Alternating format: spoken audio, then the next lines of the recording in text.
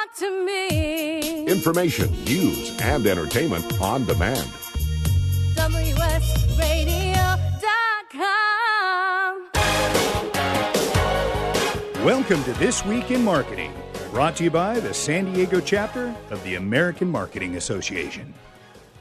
All right, welcome to another edition of This Week in Marketing from the San Diego American Marketing Association. My name is Sam Wheeler. I am your host. In the studio today, we have Jeff Kuroda of Interworld Translation Services. And we're talking about translations today, more than just Google Translate. And it's going to be a pretty exciting show. Jeff, welcome. Thanks for coming on the show. Yeah, thanks for having me. Great to be here. Yeah, so cool. Translations. I guess we can cut right to it. First thing I want to talk about is, what is a when we're talking translations, many people just think, oh, throw it into Google Translate, right? So what is a translation project? What's the point of it? Why do companies need it? Yeah, sure. Translation projects come in a couple different things, and right now we're going to talk more of the written word that is for marketing collateral, websites, anything that's readable, rather than the interpretation side of translations. So basically, a full project is basically something that you have in an English source file, an English document that you want to have out into your global marketplace, and that could be going into any various languages for the Latin Americans, European countries, Middle Eastern countries. And a project basically can be anywhere from a email lead campaign to marketing collateral of your brochures, data sheets, white papers, and along those assets go with your websites, and then also any of your product collateral, which is product packaging. You could have a software application. So that's the beginning of where the projects that you're kind of looking at should be starting. So you always want to look at what's your collateral and what are your needs for what you want to have someone that's a non-English speaking or non-native speaker of your content, because you could be going from Spanish into English and vice versa, and English into various languages, so it could go many different directions. And so we'll look at your collateral and what's the written word and what do you want to get out into the global marketplace. That's kind of the start of what you're going to be looking at as a marketing professional. Where's your needs going to be coming from? Cool. So it's your messaging, right? Which is very, very important for most companies, right? It drives a lot of their business. So that is a really good start into this conversation. Wanted to back it up a little bit and talk a little bit about Interworld Translations and kind of your background and, how you got into this industry. Sure. Yeah, we started in 2001, incorporated as a translation language provider, providing all European, Middle Eastern, and Latin American languages to our clients, and we are here in native San Diego headquarters. Our experience comes back, and my personal experience comes back even further than that in the localization industry, working as a web developer and then a project manager, and then forming our own company back, like I mentioned, in 2001. Okay, cool. So you guys are based here in San Diego in Pacific Beach, right? We're based here in San Diego. We do have international cell sites that we call them, with project managers, stuff like that, to assist our clients when they're actually going full global and they need additional assistance for the translation requirements. Cool.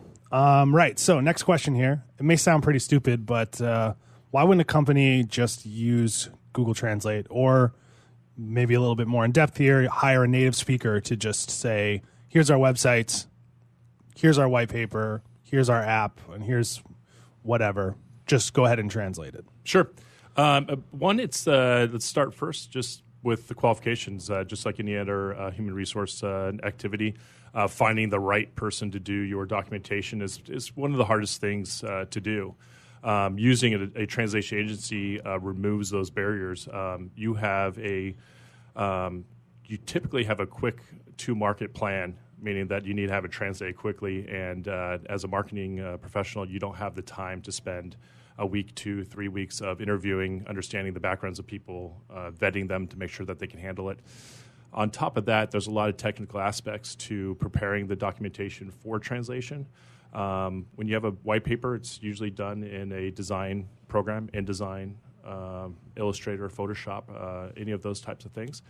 And we just want to make sure that when you look at that aspect, that's a lot of internal resources that you have to put together in order to get the project done quickly. When you utilize an agency, we have all those workflows, those processes put together.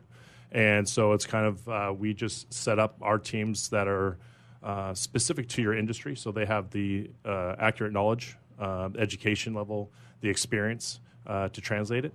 On top of those lines, there's also more technology that goes into it to make sure that we can do a cost-effective translation, because it's very costly at the same times, depending on the length of the document and so forth.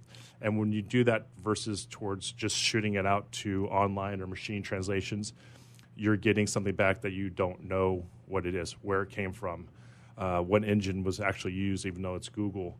And then you have a style, you have terminology inaccuracies, you have no proofreading, nobody to quality check what you're doing. And that's a big misconception with machine translation, is that what comes back you just expect to be good, and then it comes back about 20 to 30% inaccuracy, and you have 70% possible mistakes. So those are just a couple key reasons why you want to kind of rely on professionals and understand what actually goes into the full translation project. Yeah, definitely. I mean, some companies have trouble putting out stuff in English, rather than just focusing on machine translation. But we'll get to the technical side of stuff in a little bit. Kind of already touched on this, but, I guess the answer to this might be anything. But what type of things need to be translated? And kind of a follow-up there, what do you sort of work on the most at Interworld? Sure. The things that are actually worked on most is independent per client. It depends on what their needs are. We do a lot of user documentation, meaning technical publications, and that is the user guides, so that people understand how to use a product or a software. Along those lines comes into the marketing part, which is a key aspect, because if a buyer doesn't understand what they're buying, they're not going to understand how to use the product or even want to purchase it. So, marketing collateral, email campaigns, all go into effect, because when you're doing your conventions overseas or here in the United States, and you have international representatives trying to understand your product, that's where we come in. And that's most of our projects are coming into those two things: either marketing collateral, which could be a brochure, and then on top of that, the technical publications, which is your user manuals, your quick start guides, and so forth. Okay, cool. Yeah, that kind of gets into my next question here about the differences, and we'll get into this a little bit more in the second or third segment here. But we talk about marketing collateral, different type of external communications. What are some of the internal items that get translated, or that, a company needs to worry about translating properly, I guess, is a better question. So for first, good question. First, everything should be translated properly for the most part. So communication is key to make sure that your target goals get met. But overall, a lot of internal aspects are some of the legal stuff, some of the human resource document, employee manuals, legal contracts between you and distributors, channel sales. Those types of things are really critical for a company to have done accurately and correctly, because those have ramifications against themselves if it's misinterpreted or misunderstood and it's not exactly stated how the company wanted it to be. So those are two key things: employee manuals, along with the internal legalese stuff that requires. And with those two things, you just really want to make sure that they're accurate and done by a professional, a full-time, non-moonlighting professional that has education in the legal part of it, and then one that understands what human resources are. Definitely. So, this, I guess you got to touch on this one as well, but, when does a marketing team have a need for a translation project? Like, when can you sit there, as if I'm listening here and I'm like a middle manager at a marketing company, I'm trying to figure out, all right, when do I need to start thinking about this stuff? And when do you decide to hire in-house versus hiring professional service? Like, if you've got a giant website that crosses every single country, something like maybe HP or TransUnion or something that's a bigger company where you can say, all right, I can justify hiring somebody in-house forever. Right now, how do you kind of decide that? if that makes sense. Sure. Yeah. I'll first talk about how to know when you might need to start translating. That's going to be dictated based off of your engagement with your clientele.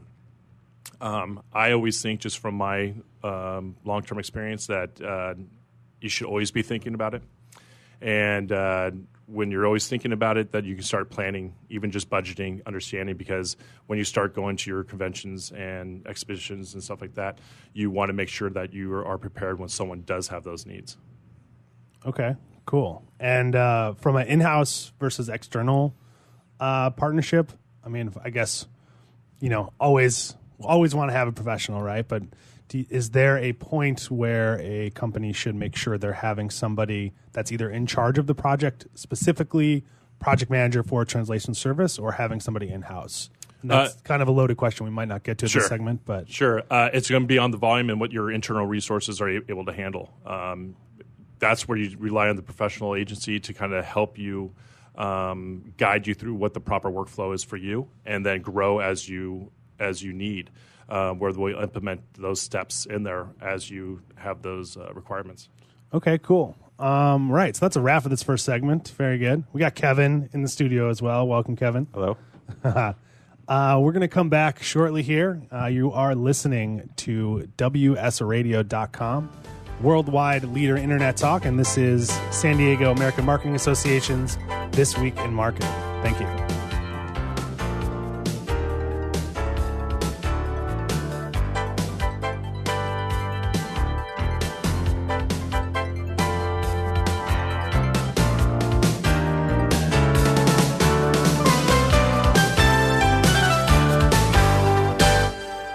A podcast or radio show on WS Radio is a great way to create content marketing. Turn prospects into customers into raving fans. Contact Wade at WSRadio.com or call 866-WS-RADIO. Hi, this is Rob Barnett, CEO and founder of VinVillage.com and the Wine and Dine Show on Vin Village Radio. Do you have a wine, event, product, or service to promote? Then contact VinVillage.com to reach thousands of wine lovers across the country. VinVillage connects like-minded wine enthusiasts with unique and exclusive wines, events, products, and services. To learn more, contact us on VinVillage.com. VinVillage is where wine lovers connect.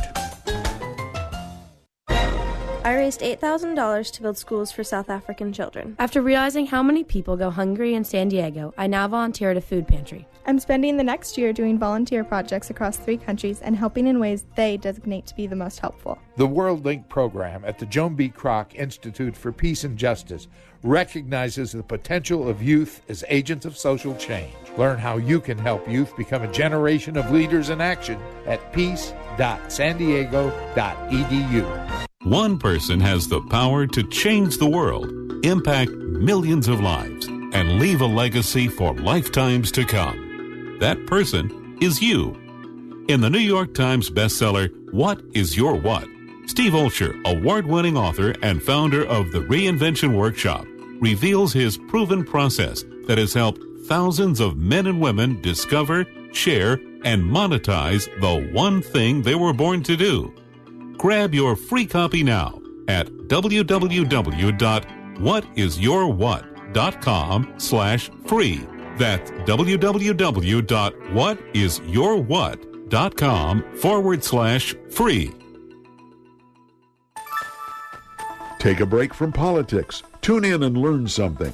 WS Radio shows are worth your time and are filled with tips and advice. Add us to your lunch routine and we'll give you a meal for your mind. You take your smartphone almost everywhere you go. Now WSRadio.com can be there too.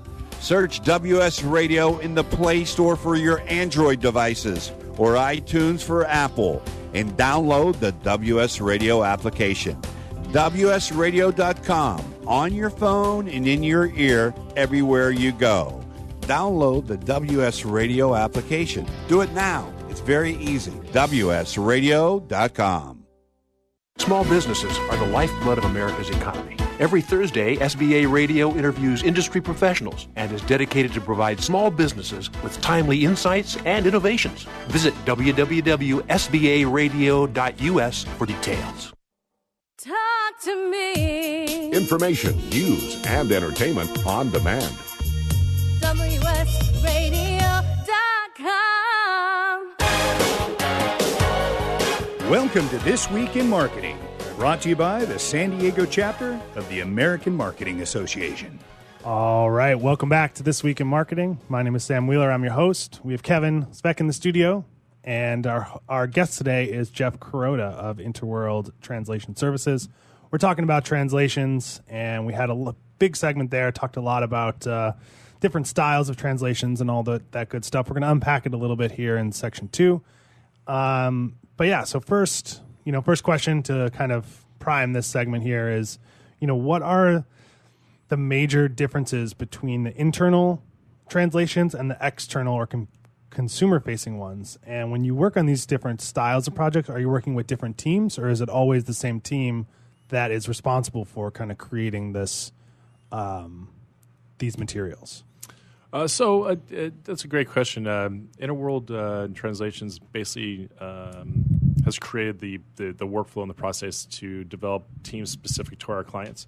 So we don't use our marketing translators that are doing legal translations. They're two separate teams, but they're set up specifically for the client. What that allows you to have is consistency in the translations, the style of the translations, and have an understanding of your industry in more depth of your company in itself. Because everything is a learning curve when it comes for someone new coming into a company and writing for them and translating and understanding the terminology, the jargon, the play on words. All those types of things go into effect. You want to have someone that has that understanding long term instead of just throwing it over the fence for the first come, first serve and someone new coming in all the time. So in reality, we just set up multiple teams for each department per se. Some overlap, but primarily if it's a legal document, we definitely want to have our legal professional on that project. If it's marketing, we want to have our marketing professionals on that because it's a total different style, total different need of translations that go out there. Okay, so would somebody, let's talk about legal, right? So, going back to the example of TransUnion, they're a giant company. They've got all these, specific credit check things, or I guess credit checks are different in every country, or whatever. So you reach out or you work with the legal team, the communications specialist in the legal team, to build out a legal document for Spain or Mexico or something like that. Sure, yeah. If there's a company that has a legal department or just overall legal needs from their counsel, typically it's going to be a legal counsel reaching out to us for that particular needs because that is their specialty. So they understand their document that they need translated, what it is. We'll review it alongside them to understand what the scope of work is, what the requirements are, what the subject matter of the actual legal document is. Is it a patent? Is it an employee document? Is it a distribution contract? Those types of things come into or that information is very handy for the translators and for our teams that are translating because there's distinct differences between each one of those types of documents. Okay, that's really interesting. So another question for you here, kind of before we dive into the different types of or how we walk through a project, but I'm buying a snowboard, right? I'm on Burton's website. I'm really pumped up about it. There's always some sort of legal issue or legal thing that I have to sign and agree to, right, before I'm checking out. Should companies have that sort of legal jargon or that checkout process in every single language available for their consumer? Or are you okay with having the, couple top languages? No, you want to do based on what your metrics of the visitors are. We want to look at that and say, hey, where are our needs at first? We can't do all languages. There's too many in the world. The internet is now throughout the world, and accessibility is there. So we want to look at the metrics first and say, hey, let's focus on where your top percentages are coming from, whether it's French, Italian, German, Spanish. There's a top 12 languages in general that a lot of companies are targeting. But yeah, you want to look at your metrics before you jump into retail translations. If you're selling some type of product online only, we want to look at the metrics to make sure that we're not translating into Turkish when all your your traffic is coming from Europe and from France. We want to dictate those, and then you translate as your needs are. Cool. I love that. So, all right, let's kind of move back to the marketing side of thing. I'm super interested in the legal aspect of it, especially because there's probably a lot of checks and balances and review process that goes into it. We'll talk about that in a little bit.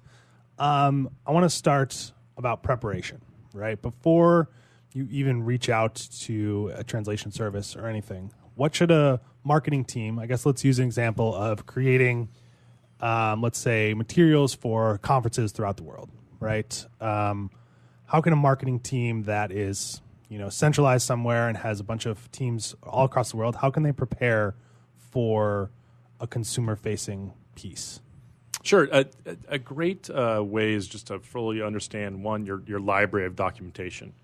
What do you have that you can offer to your potential client or customer? Getting that kind of understood is probably the first thing. And then one is talking with your reps and your sales teams and getting an understanding of what their needs are, because there's two different sides of who thinks what one needs. Yeah, so you have to prioritize. You build a library and then prioritize which piece gets done first. Exactly. Yeah, you're looking at your sales reps are out there at a convention. They know what they really want to push and what they might need. That communication between the interdepartments really comes into handy on deciding what should be translated. Okay, cool. So now I got my materials, talked to my sales team. We got a bunch of stuff. What do we do next? What's the next step after saying, all right, here's the materials. We need this in 5 languages. Sure. The next step is definitely reaching out to a company like Interworld Translations and discussing what the project, what your current needs are, because we're going to help you understand what actual barriers you have with your documentation. Along those sides, when you're gathering your documents, you want to make sure that you have the actual original source that it's written in. That's not the PDF. That's actually the MS Word or the InDesign file, FrameMaker, whatever it is, because those are the assets that we're able to work in to make sure that, one, we can maintain budget, 2, that we can get to launch date on time with the translations, the relayout documents, or whatever needs to be done in the scope. So you definitely want to understand that your PDF or your hard copy is not the original, and to understand that your library should have the original, which is, like I said, mentioned, the MS Word or whatever source it was actually created in. Okay, so I've got the MS Word file, right? Do I just give it to you and say, all right, give me the final piece? Sure. We're going to talk on the phone, and we're going to have an understanding of how critical the documents are. How do we transfer it between each other? Does it need to be through a secure method, or can it just be emailed? But you're definitely going to do a handoff in some point to us, so that we can actually do a review of the documents. We're going to look at the scope, the word counts, which is how we determine how long a project might take. We're going to look at any complexities with text expansion, which is on all languages about 25%. And make sure that when we return it back to the client, that it's exactly and mirrored as if it was written in that language. Okay, cool. Let's talk about that text expansion piece. Can you explain that a little bit? Sure. The text expansion is basically language expands. You have different articles in Spanish that come into effect. German words could have 26 letters in them to say a small word in English. So those types of things, and sometimes the translations might need to be explained during going from English into the target language. So there might be an added explanation of what's going on, adhering to the original English meaning, but might need to be explained because that concept may not be understood in different countries. There might not be words for it in different countries. The English word is ours, and there might not be equivalent. So those types of things come into account when we're looking at a document. That's where the text expansion happens. So your one sentence might need to be broken up to 2 to explain and be a little bit more focused at the market. Okay, cool. And then, when you're making this decision, I've got a document that has like 2 sentences on it, right? And you come back and you say, hey, look, this doesn't make sense. And the translation isn't perfect. We need to turn this into 3 or 4, so we have to change some of the creative on the page or whatever. Who are the major stakeholders, and how does the work usually get organized between the agency and the client working on the project, right? Are you dealing with actual copywriters? Are you dealing with like the head of the marketing departments, or how does that workflow typically look? Unfortunately, it's totally dependent on the client themselves and what they're able to have internally. A lot of time it is a marketing professional. Larger companies have document specialists that manage all documentation. A lot of it comes from the creative teams in-house, the designer or designers, depending on the size. So projects come to us from various different departments, and that's why we have at Interworld we have a client portal that allows the management of all that kind of launches, so that anybody can look at, see budgets and all that kind of stuff. Okay, now let's talk a little bit about we got about a minute here in the segment, which we're probably not going to get through everything here, but when you're talking about style guides or any type of making sure your message is the same across different languages, right? How do you work with a team that doesn't know the market that they're, or doesn't know exactly how the language gets translated, right? If you're talking to a creative director who doesn't know Spanish, how do you ensure that the message gets translated properly, if that makes sense? Yeah, excellent question. A lot of clients don't have the international resources to have people review or to assist, and the style guide and the glossary is exactly that. A glossary is a definition-based terminology, basically a spreadsheet to start with. I mean, it goes into more technical aspects to be used, but it's basically just pulling out all your specific terminology, your non-translatable terms that are, say, product names, proper names, and then working further onto those and growing those. All right, cool. We'll pick this up when we get back. You're listening to WSRadio.com, and this is This Week in Marketing from the American Marketing Association. Thank you.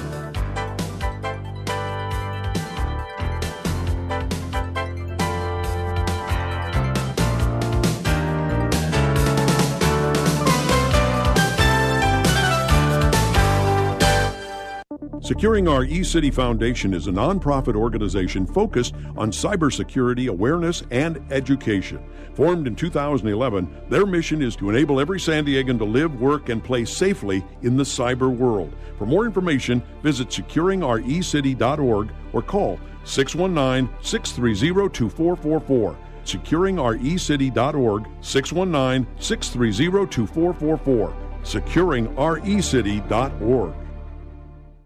Tired of presentations with no impact, no inspiration, and no traction? Do dull speakers have you and your team disengaged and distracted by smartphones? Christopher McAuliffe brings energy, insights, and 2 decades of experience, delivered with punch, humor, and heart. Your team will leave energized, uplifted, and with a sense of purpose. Visit ChristopherMcAuliffe.com to bring some heat to your next speaking engagement. McAuliffe. ChristopherMcAuliffe.com. Take a break from politics. Tune in and learn something. WS Radio shows are worth your time and are filled with tips and advice. Add us to your lunch routine, and we'll give you a meal for your mind.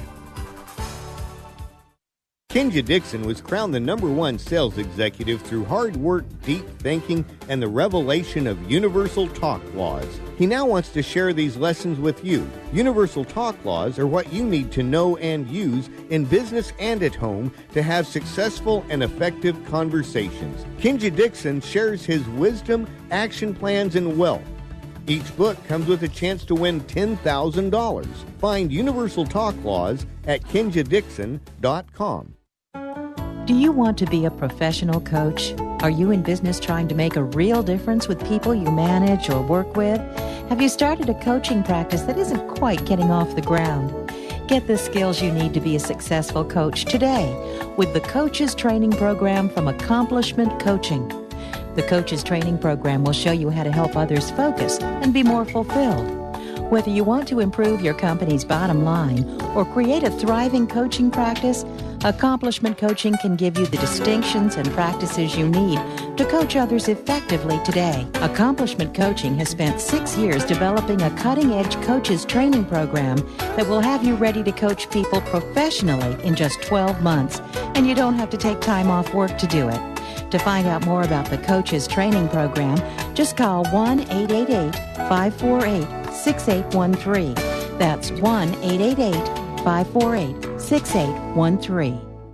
Small businesses are the lifeblood of America's economy. Every Thursday, SBA Radio interviews industry professionals and is dedicated to provide small businesses with timely insights and innovations. Visit www.sbaradio.us for details.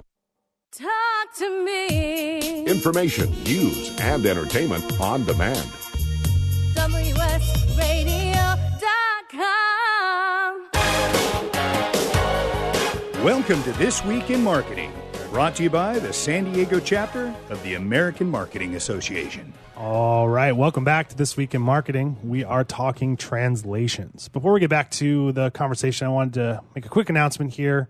Cause Conference and the Art of Marketing are in the works. Tickets are available for Cause Conference. It's in the second week of October in San Diego, Mission Valley. It's going to be really fun. Cause-specific marketing and businesses that do things for a cause. It's going to be really fun. Check it out. Tickets are still available, so please be sure to check it on our site. We'll have a link in the bottom of this show as well. All right. We were talking about stakeholders, style guides. We didn't talk yet about the review process, which I kind of wanted to touch on before we get into technology here. So you've got the style guide all set up. You have a team that is hopefully happy with the work. What do you do when there's some sort of friction between the translation? Your team says, all right, look, this doesn't translate right. We need a couple more sentences, blah, blah, blah. And the team says, no, this is not what I want. How do you deal with that friction? Or is there ever friction? It comes back to what we're just speaking about with the glossary and the style guide. And this comes down to the initial consultation and guidance that we provide to our clients before we even start a project. We go through the red flags, what we think are some difficulties with the project. And so the informing of the client of those types of things, it really comes down to understanding what the client wants, what their style is. If they haven't done it before, we really want to look at preparing those documents, those assets as the glossary and the style guide first, and then understanding if they have an internal review process already in line. If not, many times they don't.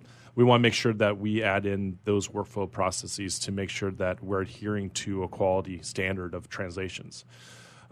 If it ever comes back, and of course there's always going to be some type of feedback with the translation because everybody writes different, whether it's in English or a different language. Everybody has a different need. And with the translation part, we don't really have a connection to the international sales or regional managers or anything like that at the time when we're translating. They do a post-translation, and they have feedback. Hey, we prefer this term being used for what we're doing.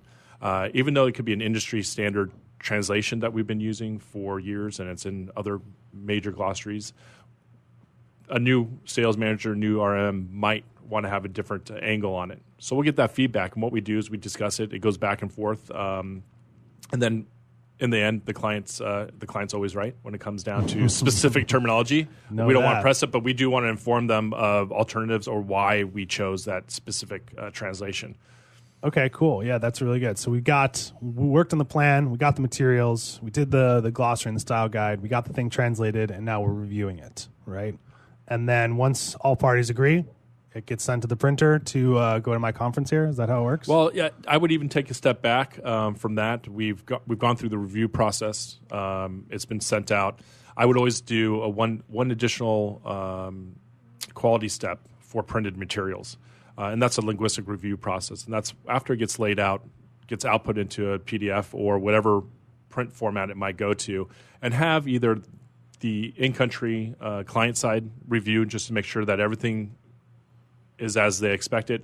If their resources aren't there for you and you need assistance, then rely on the agency, such as Interworld Translations, to have a third party, a third eye, review it. Just like your English documentation, it's going through 4 or 5 different eyes before it goes to print. With translations, you want to have an outlook saying, hey, we've gone through the translation, it goes through the translation and proofreading, but due to timing and stuff like that, you may not have the ability to go through all. I always advise on having a linguistic review of the final print-ready document before it can actually go to print, because you're going to catch either a line break issue or maybe an orphan or a period missing or something like that. That's just, we just want to have that final check. Yeah, definitely. Okay, cool. This is bear with me here on this question, but how do you translate the visual? I guess the answer might be style guides here, but how do you translate the visual aspect of the language? So, for example, a paragraph with 2 sentences looks a lot different than a paragraph with 5 sentences, right? Or 6 or 7 sentences. So there's a visual aspect of language there that doesn't have anything to do with the actual words and what the words mean. So do you guys work with that? Like, how do you translate that sentiment, if that makes sense? Well, yeah, I'll keep that a little bit high level because I'm not a linguist. It's myself. It's an art form for them to be able to translate that and convert it into an understandable translation. That's what their profession is. That's what they meant to do. On my side, as a manager and a professional with these types of projects, context is very critical. So we always want to pass on the context of the English visual so they understand how the placement of the translations are going in there. Then if we have to break it up and the translation is too long or something like that, then it goes on to the designer saying, hey, this is too long. How do you want to incorporate this into your add button that only allows for this size? We can do font size changes. We can do other things that might help make it fit. Or it might be readjusting the original copy to saying that we need to minimize the English copies because the text expansion happens. Maybe there's a different way of doing that part of it. And all those things come into the whole project process. Okay, cool. Are robots involved in the translation world? And, this is kind of a segue into technology, but we talked about it a little bit. What do robots do well, and what do they not do well? Sure. Google Translate's one of those robots that you're mentioning. They've been in great development for a long time, but in our belief, we still believe that they're 40% accurate and 60% inaccurate, and that's when you're doing professional documentation for a market and you're relying on a return on investment. We don't like to see 60% of errors going out into the marketplace. We want to make sure as a human side to it is always there. And Interworld doesn't do machine translations specifically for that reason. It's harder for the editors to fix. And original translation and the proper workflow and processes that go into it output an exceptional level of quality that your regionals will accept, and you'll have that return on your documentation. So machine translation is just that. It's definitely coming along. There's some pros to it for certain companies that can use it for standard documentation where you actually make the machine translation learn what you're doing because it's the same word a million times. Those are great things. But any type of marketing, collateral, stuff like that, we want to kind of veer away from. And when you're dealing with any kind of text, there's going to be a big gray area, like based on your client wants and like what the message needs to be. And when it comes to a lot of like machine learning and robots, they see things in black and white, whereas the answer needs to be somewhere in the middle. Exactly. You want to have that human flavor to the translations. You need certain things to kind of pop when you're doing marketing collateral. You need to have the correct terminology. Okay, so let me ask you this. So why does it even exist then, right? If why would a company go, okay, I'm not going to hire a translation team, I'm just going to use machine translation? Like, why does that decision get made? Is it just budgetary, or? I think a lot of times it's budgetary for sure. I think the other part of why it came about, communication. Communication is a key thing for everybody around the world. And that's what's so interesting about machine translation and why it's come about and why there's so much influence on it. But yeah, right now it basically is a budget thing because you can do a tremendous amount of translation through machine translation. It's just like computing back in like the early 80s and 70s. You had a big room of a computer processing data that could do that of 100 men, and today they're doing crazy data. And the same with translation. A human can only output so much, and machines can do 100 times faster, but not as accurate. So in terms of AI and machine learning, it's really in the infancy stages right now, like from the broad spectrum. Do you think it's going to infiltrate your market more in the future?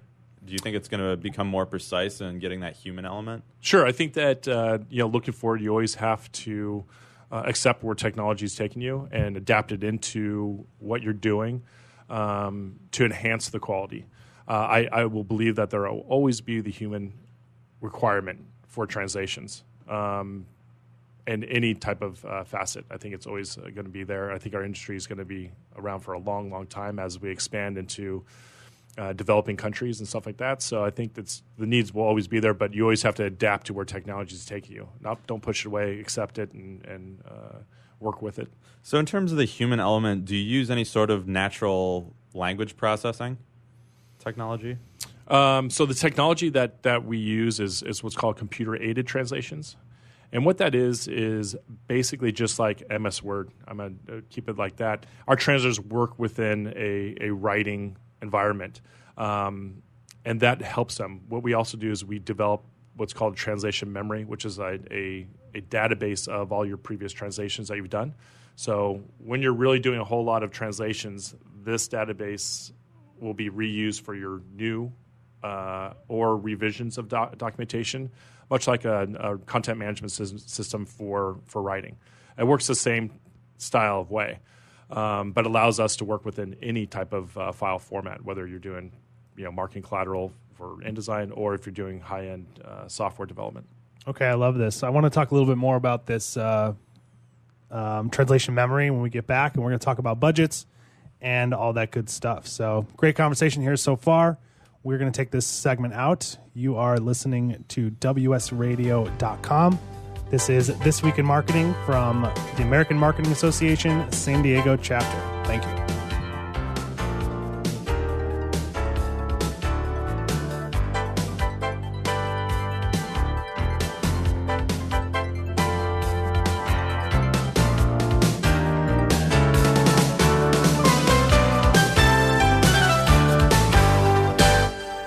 You take your smartphone almost everywhere you go. Now WSRadio.com can be there too. Search WS Radio in the Play Store for your Android devices or iTunes for Apple and download the WS Radio application. WSRadio.com on your phone and in your ear everywhere you go. Download the WS Radio application. Do it now. It's very easy. WSRadio.com. On the internet, your business's reputation can be unjustly destroyed in an instant. Don't wait for that to happen. Building and marketing your 5-star reputation can increase your business by as much as 19%. Take control of your reputation and have the 5-star reputation you deserve with Reputation Marketing Solutions by DSI Development. Become the go-to company by visiting 5starrepmarketing.com. The number 5starrepmarketing.com. Nowadays, internet devices are an integral part of your home. Everyone in your family has a smartphone, tablet, or a computer. Life is easier knowing that all your devices are secured and your family can surf the internet carefree. ESET Multi-Device Security Pack does just that. One license for all your devices. With ESET, it's simple to stay protected and save money. Enjoy safer technology with ESET Multi-Device Security Pack at ESET.com. That's ESET.com. You may have heard me brag about Progressive Medical Center and just how much they've helped me with my health. And Dr. Goley, one thing that you have helped so many people with is migraines. Unfortunately, there are millions and millions of Americans who are suffering with migraines and headaches, and they're debilitating because it affects the quality of their life, and they cannot function properly. At Progressive, we get to the root cause because we understand that migraines could be caused by nutritional deficiencies, hormonal imbalances, believe it or not, delayed food sensitivities. And once we determine what the real reason is, we put a plan of action together with medication that we get them off slowly, and we put them on an all-natural approach, and the results are amazing. Incredible. I mean, there's so many people that can say they don't live their lives with migraines anymore thanks to Progressive Medical Center. And that's what's exciting and rewarding to us as physicians, because we help our patients take control of their health, and that's why they're living well. Why don't you get a hold of Progressive Medical Center today? Don't live in pain. Don't have migraines anymore. Just go to their website, progressivemedicalcenter.com. This is your life. Live it well.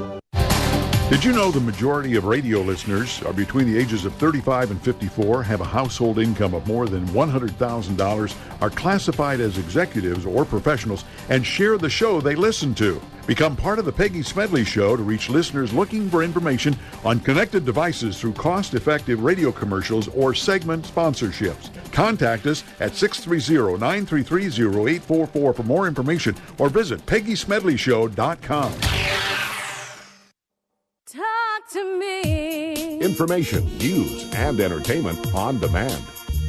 WSRadio.com. Welcome to This Week in Marketing, brought to you by the San Diego chapter of the American Marketing Association. All right, welcome back to This Week in Marketing. We are talking with Jeff Kuroda of Interworld Translation Services. We had a good conversation going about translation memory and some of the technology that ISW uses in their translation process. So I want to kind of get back to that.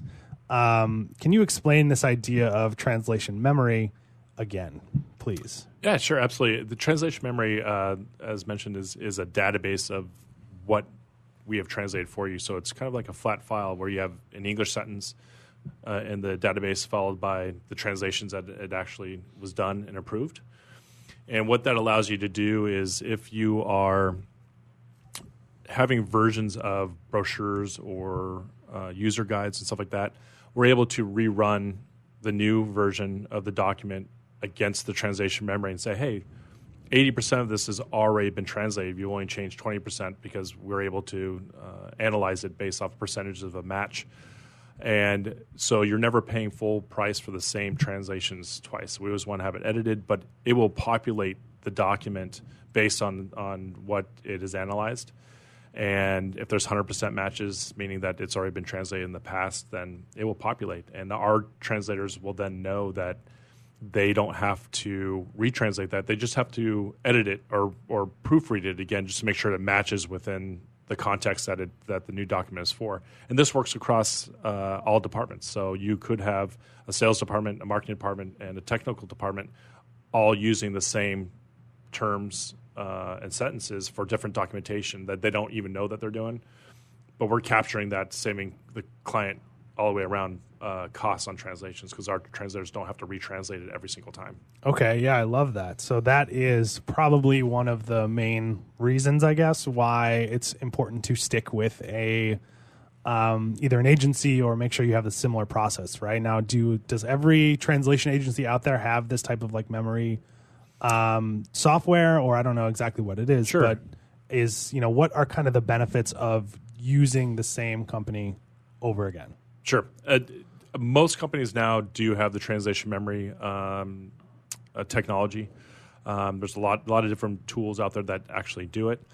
The main thing to stick with the same agency is the learning curve of understanding your needs, what you require, the learning curve for a translator to understand the documentation and your regional global manager's style that they prefer, their terminology.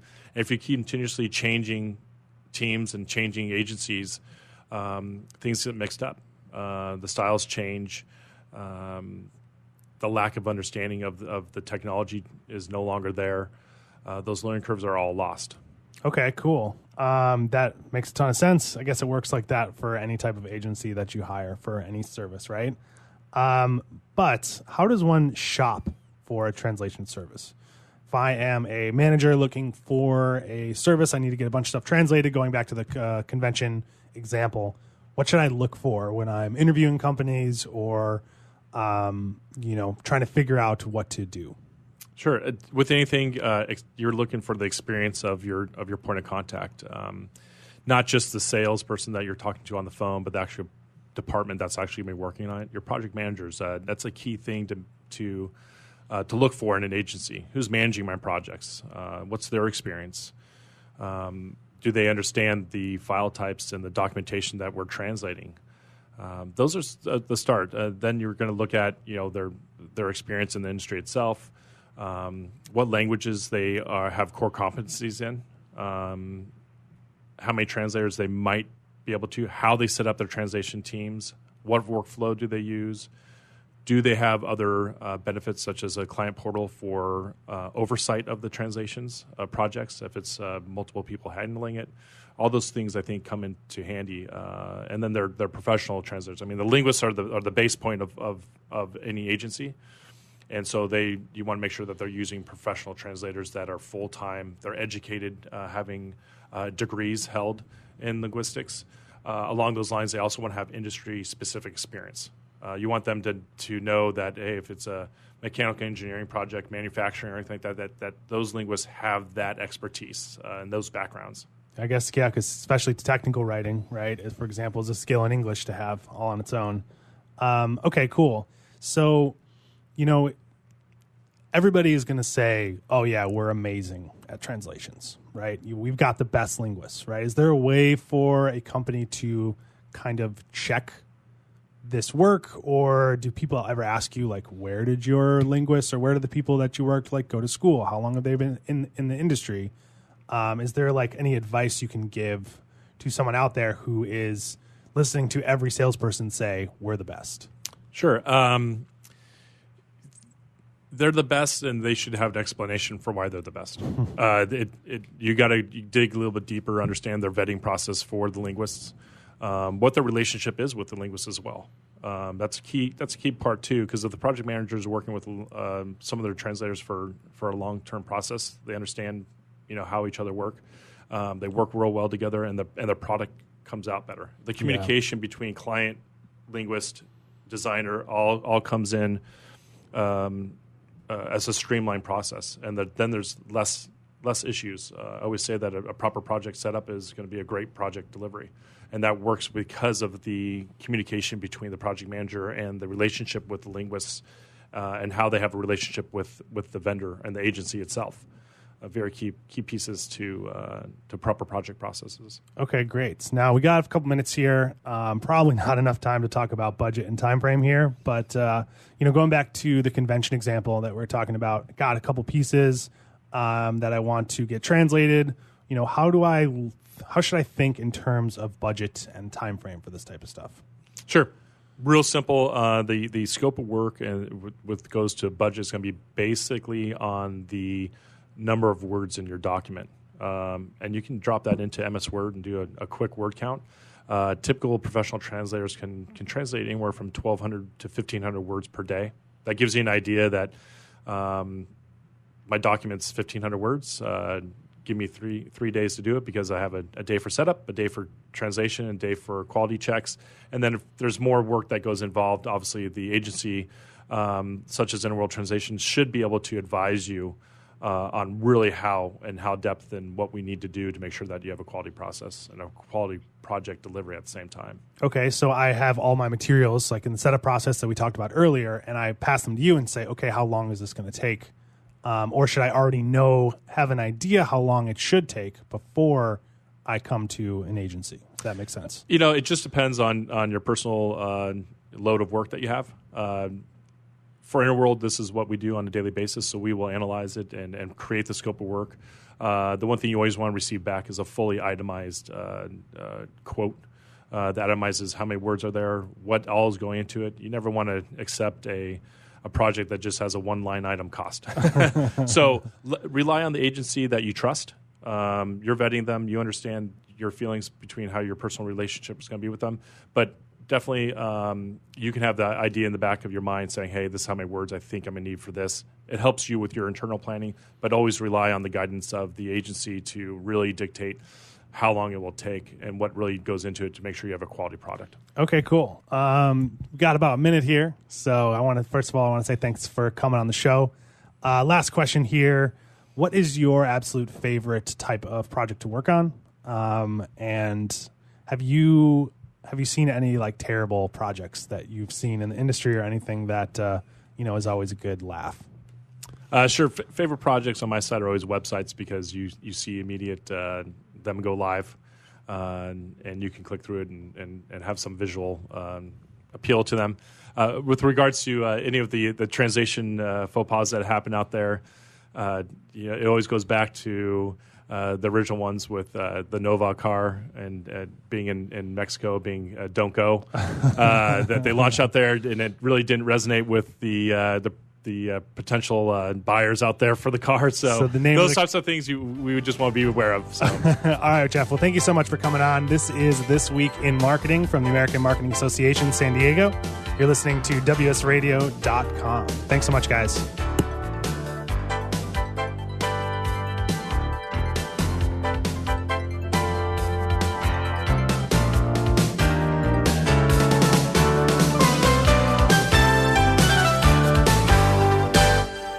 Securing Our eCity Foundation is a nonprofit organization focused on cybersecurity awareness and education.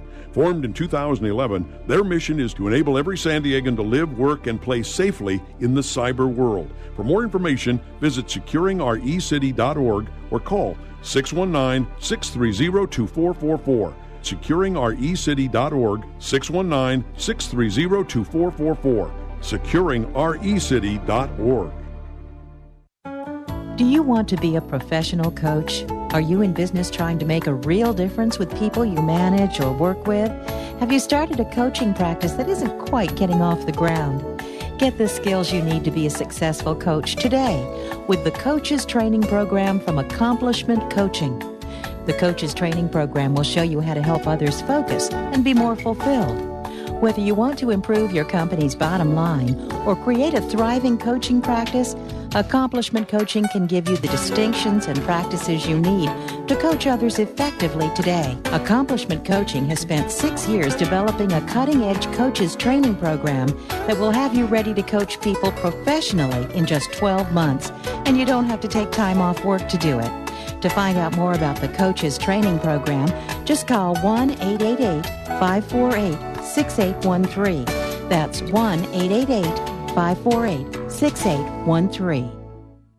Tired of presentations with no impact, no inspiration, and no traction? Do dull speakers have you and your team disengaged and distracted by smartphones? Christopher McAuliffe brings energy, insights, and 2 decades of experience, delivered with punch, humor, and heart. Your team will leave energized, uplifted, and with a sense of purpose.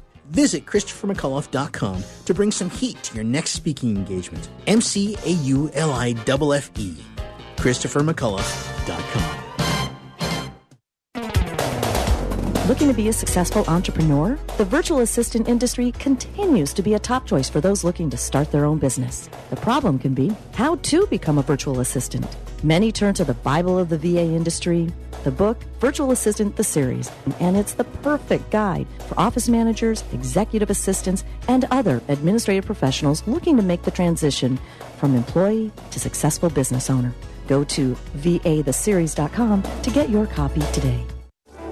Hi, Scale listener. This is David Finkel, co-host with Jeff Hoffman of Scale Your Business. I wanted to let you know that our newest book, Scale, was just released, and to encourage you to get your copy. The book will give you 7 proven principles to grow your business and get your life back. Scale will help you work less by getting your business to produce more. Get your copy online or at your local bookseller. For more information, visit us online at scaleyourbusinesstoolkit.com.